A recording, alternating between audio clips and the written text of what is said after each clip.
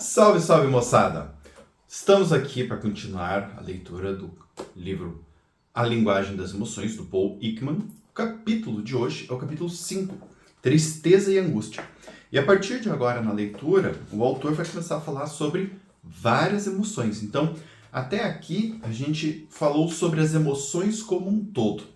Então, entendemos a respeito dos gatilhos, da diferença entre sentir uma emoção e expressar uma emoção.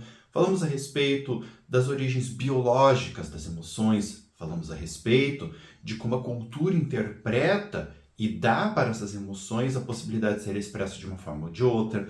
Falamos sobre tudo isso, inclusive sobre a possibilidade de mudarmos as nossas emoções. Falamos também sobre a possibilidade de mudarmos nossa forma de expressar nossas emoções. A partir de agora, todo esse conteúdo vai ser visto em emoções específicas.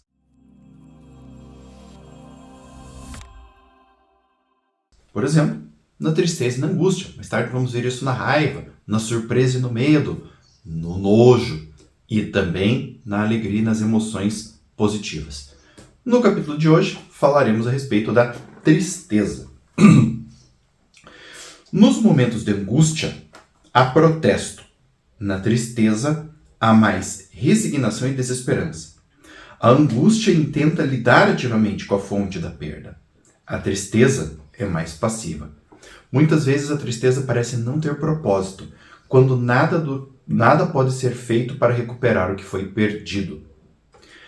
A tristeza é uma das emoções de mais longa duração. Após um período de angústia protestante, há em geral um período de tristeza resignada, em que a pessoa se sente totalmente desamparada. Em seguida, novamente a angústia retorna, numa tentativa de recuperar a perda. Então volta a tristeza, e em seguida a angústia, repetidas vezes. Quando as emoções são suaves ou moderadas, podem durar poucos segundos ou alguns minutos, até outra emoção, ou nenhuma específica, ser sentida. Mesmo nesta dor tão intensa, há momentos em que outras emoções também podem ser sentidas.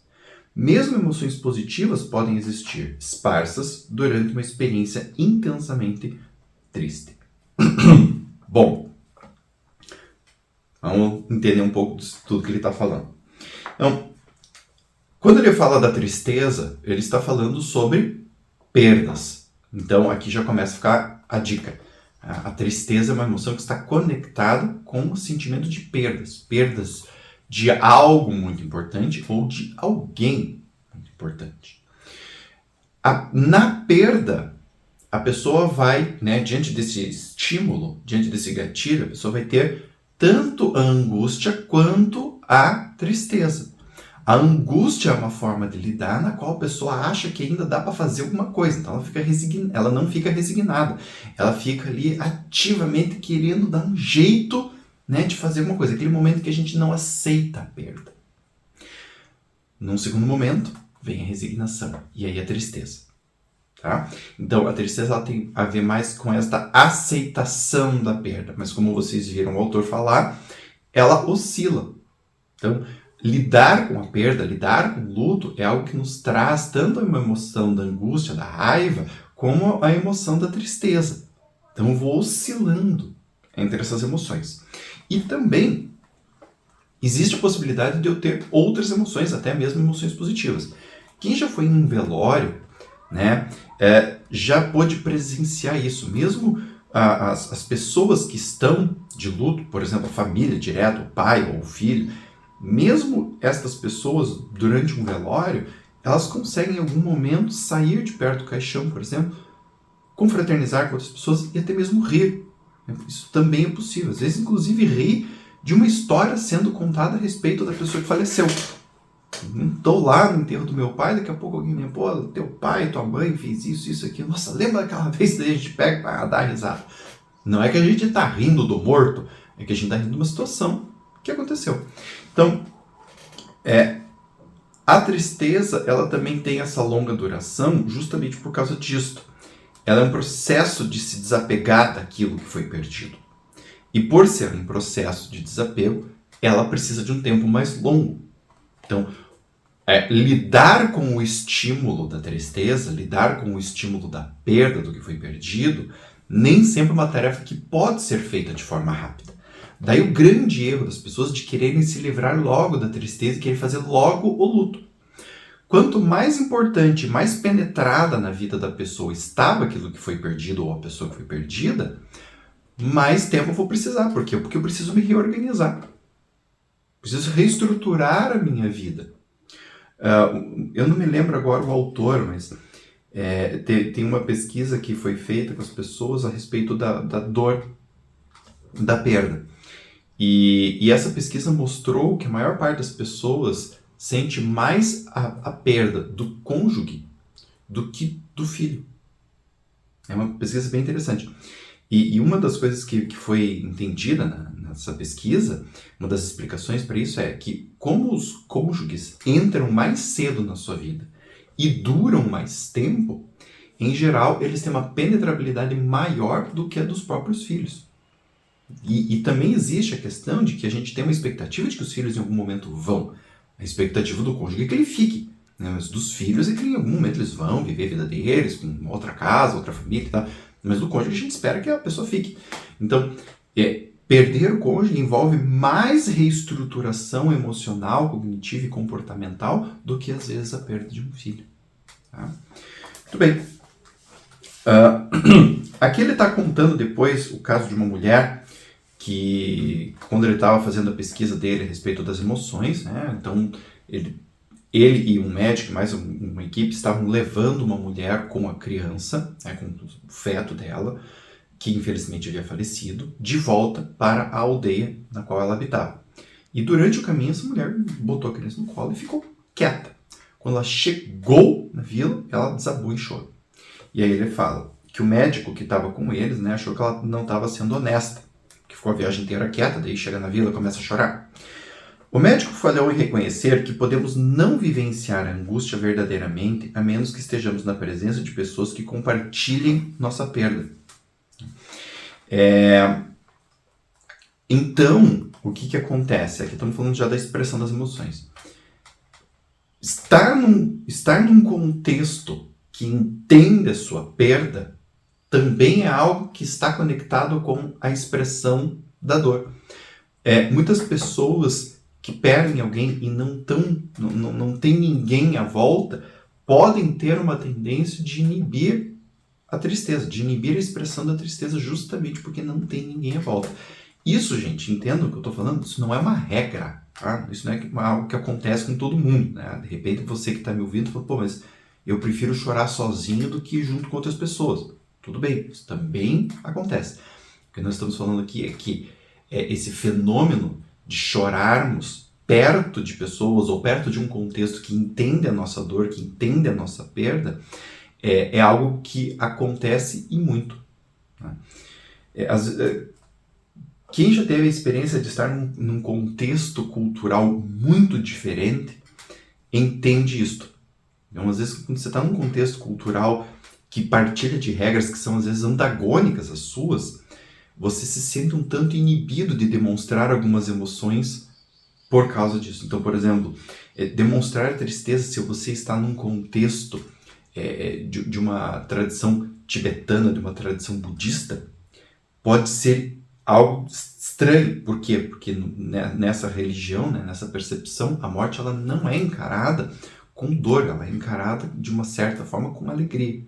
Então, o contexto cultural faz com que a perda seja vista como algo, entre aspas, positivo. É o retorno da pessoa a algo maior. E aí as pessoas celebram. Então, se você está nesse contexto e você fica triste, é estranho. As pessoas relatam isso, algumas pessoas que viveram nesse contexto relatam essa estranheza. Houve uma época em que profissionais da saúde mental acreditavam que os enlutados que não demonstravam dor intensa estavam envolvidos em negação e, consequentemente, ficariam vulneráveis a graves problemas psiquiátricos.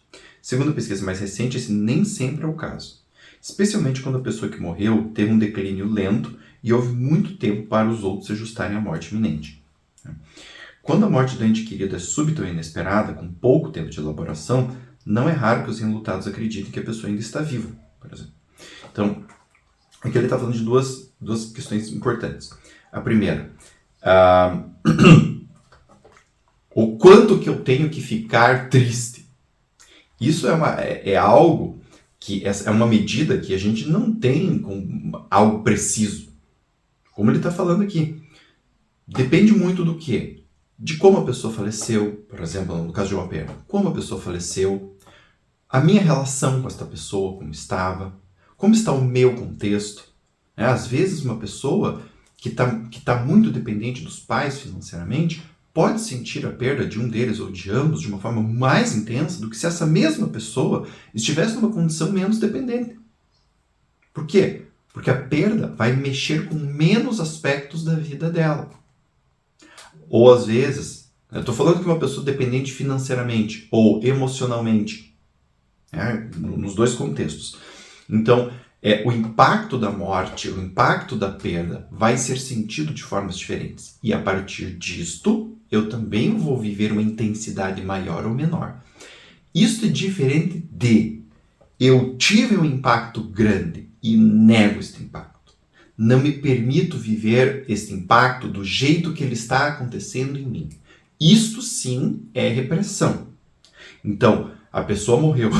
Meu Deus, foi um impacto forte. Não, eu não posso ficar assim. Eu não posso me permitir ficar assim. Isso é repressão. E isto sim causa problemas psiquiátricos. Agora, vem a notícia da morte, eu recebo o impacto. Ok, é um impacto duro. Mas não é tão duro quanto eu achei que ia ser. Tudo bem. Isso às vezes não é uma negação. Isso às vezes é simplesmente o impacto real que teve essa morte.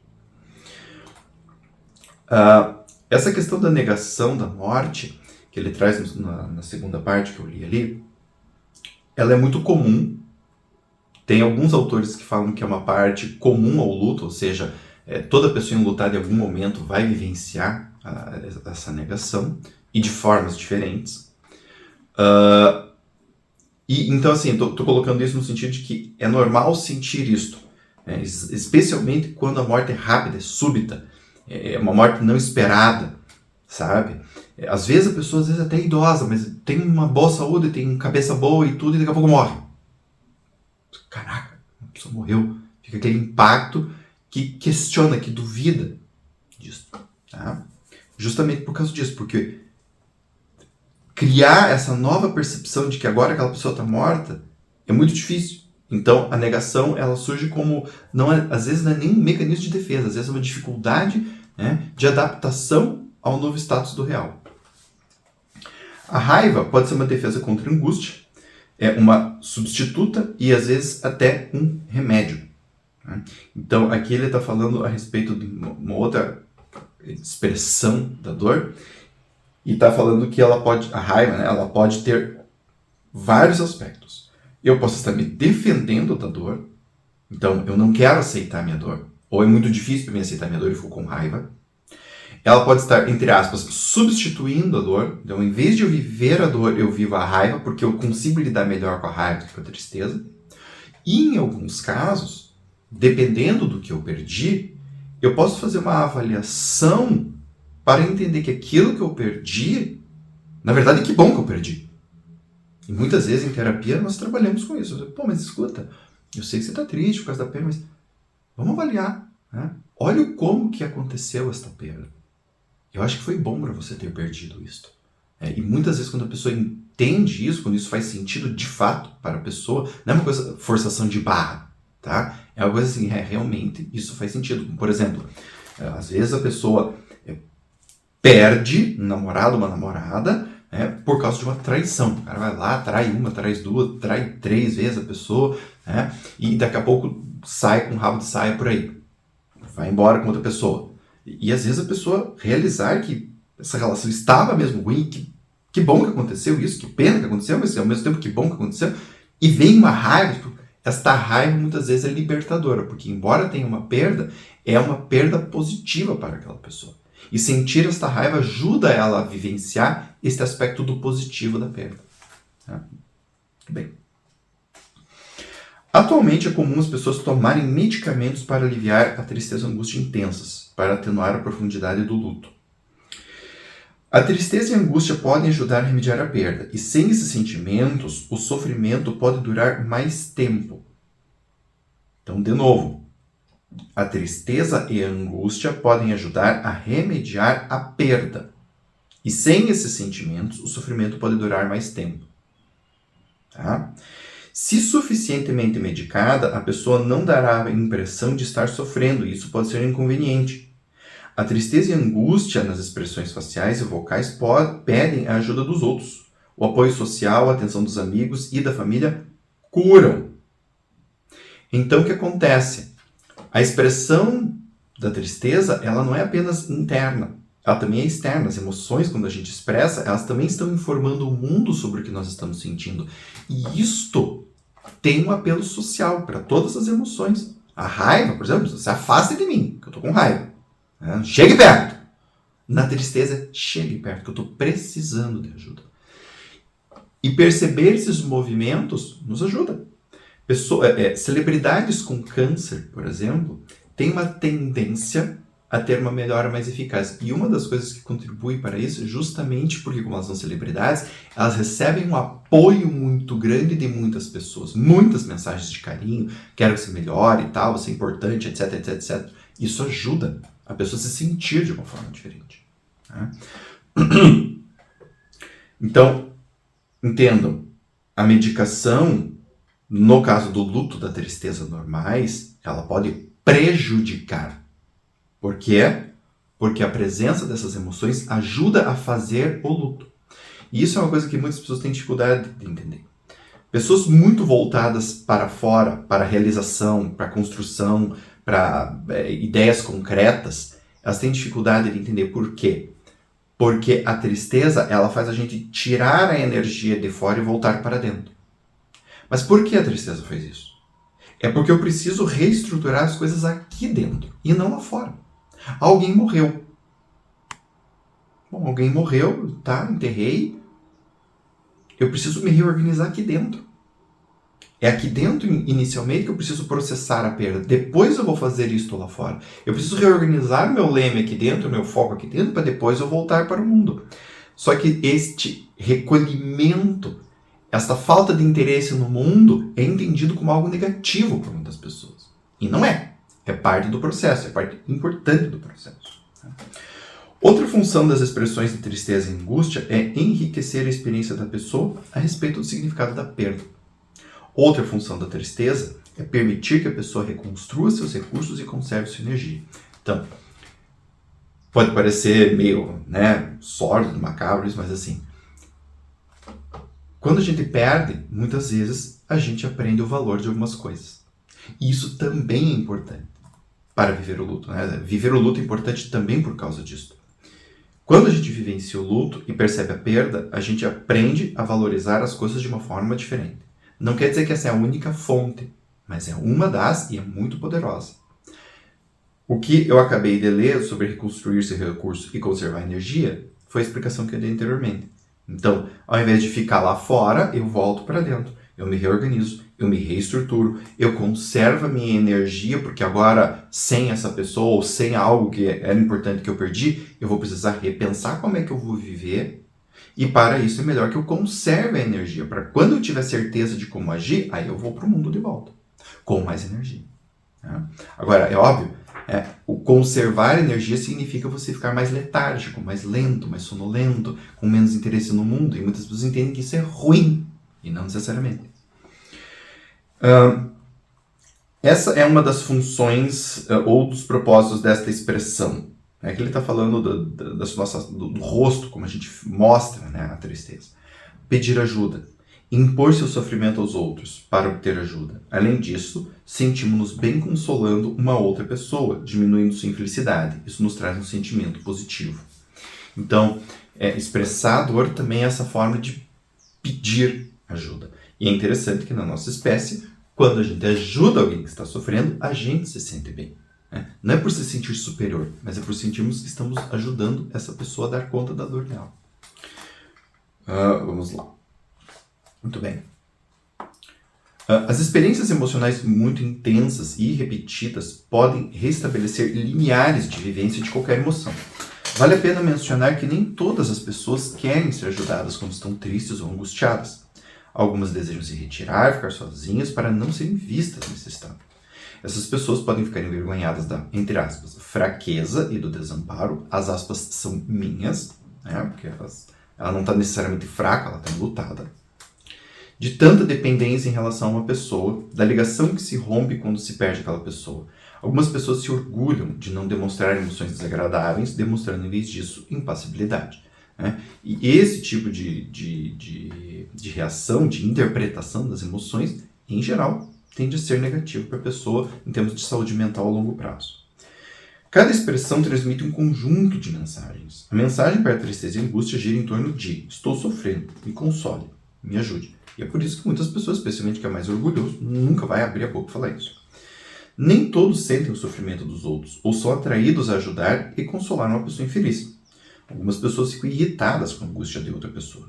Podem sentir que uma exigência inoportuna e imprópria está sendo imposta sobre ela. Né? Por que ele não pode cuidar de si mesmo? Né? Porque está sempre se comportando como um bebê chorão. Daqui é uma resposta muito comum de um narcisista a respeito da dor do outro. Né? Para! Né?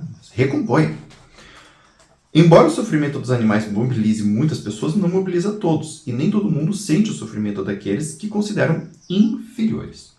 Seu sofrimento pode parecer merecido ou, no mínimo, não incômodo. Também há pessoas que gostam do sofrimento dos outros. Elas atormentam física ou psicologicamente, pois acham bom exercer seu poder e testemunhar a dor e o sofrimento. Então aqui ele está falando, né, da reação de algumas pessoas. Ele está falando, no primeiro momento, do que a tristeza está solicitando emocionalmente dos outros e de como as pessoas se comportam. Maior parte das pessoas da nossa espécie se presta a ajudar. Porém, tem algumas que não. Tem algumas que não ajudam e tem algumas que ainda ficam irritadas, né, como se estar ali demonstrando, porque, né, toca. Né? Embora eu não vá te ajudar, mas eu fico tocado. E eu fico irritado de estar tocado com você. E aí eu culpabilizo você por estar gerando essa emoção em mim. E algumas pessoas, pelo contrário, gostam de ver a dor e o sofrimento. E a gente está falando já, mais no caso de uma psicopatia. Né? Uma pessoa que realmente tem um transtorno psiquiátrico, que gosta, tem que sentir prazer de ver a dor ali do outro, especialmente quando ela está numa situação de poder em relação a essa pessoa. As lágrimas não são exclusivas da tristeza ou do pesar. Elas também podem acontecer durante uma alegria intensa e em ataques de riso, embora uma análise recente da literatura encontrou mais relatos de choro em adultos quando se sentem desamparados. As pessoas relatam certa melhora depois de chorar, e embora haja diferenças nos motivos do choro, que pode ser o controle da expressão, essa parece ser uma expressão emocional universal. Há uma teoria de que o choro é exclusivo dos seres humanos. No entanto, há relatos esporádicos de choro em situações angustiantes de outros primatas. Né? Então, algumas pesquisas mostram, alguns relatos, na verdade, mostram que macacos, né, alguns primatas também choram. A maioria das emoções é fundamental para um traço de personalidade. A maioria das emoções é fundamental para um traço da personalidade, um distúrbio emocional específico. Considerar a duração de cada fenômeno é o modo mais simples de diferenciar as emoções, que podem durar segundos ou minutos. Estados de ânimo, qual deles podem durar horas, ou às vezes um dia ou dois. E traços de personalidade, qual deles pode matizar parte importante da vida de uma pessoa. Então, uma emoção é vivida em minutos, até minutos. Um estado de ânimo, dias. Então, meu time perdeu, chorei, fiquei triste. Isso durou alguns minutos. Ponto. É uma emoção. Alguém morreu, meu pai, minha mãe morreu. Fiquei dias triste. Ânimo. Desde que me conheço por jeito, eu sou uma pessoa triste. Traço de personalidade. Então aqui o humor, ele marca um traço de personalidade. Entendem? Eu tenho um traço de personalidade mais melancólico e por isto a tristeza é uma emoção muito comum para mim. Embora os distúrbios emocionais possam ser episódicos durando semanas ou meses, ou difundidos durando anos ou décadas, não é até quando eles duram, mas sim como podem prejudicar nossa capacidade de viver, que os distinguem dos traços de personalidades emocionais. Em um distúrbio, as emoções ficam fora de controle e podem interferir em nossa capacidade de viver como os outros, trabalhar, de comer e de dormir. Então, Embora eu seja uma pessoa com um traço de personalidade mais melancólico, por exemplo, e tenda a sentir mais tristeza, eu funciono. Eu sou uma pessoa mais suscetível, à tristeza. Sinto ela com mais força, sinto ela com mais frequência, mas eu funciono. E muitas vezes até eu transformo essa percepção em algo, um livro, um filme, uma maneira de encarar o mundo.